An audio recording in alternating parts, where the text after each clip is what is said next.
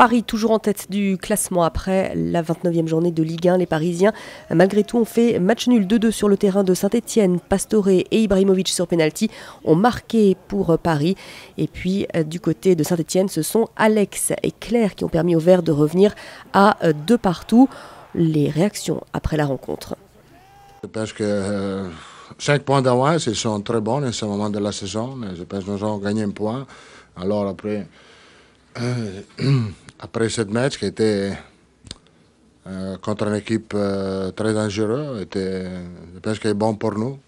On va quand même préparer très sérieusement ces matchs-là, parce que c'est maintenant qu'il faut faire des points et essayer de creuser des écarts, parce qu'on sait ce qui va se passer derrière avec encore un match à l'extérieur, après des matchs de coupe, et après un sprint qui s'annonce,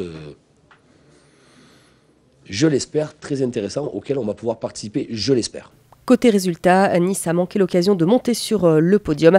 À noter également un 0-0 entre Toulouse et Bordeaux. D'ailleurs, même Francis Gillot, vous allez l'entendre, a dit qu'il s'était ennuyé.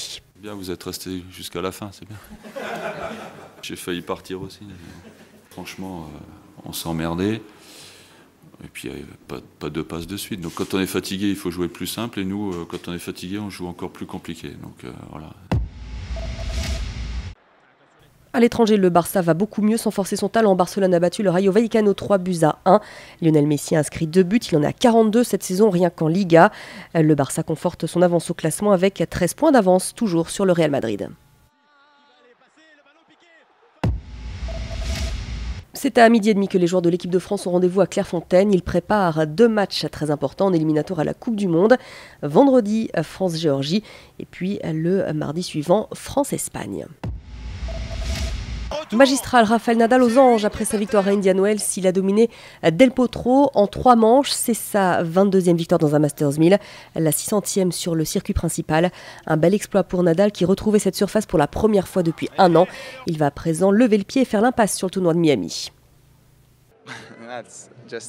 C'est juste incroyable.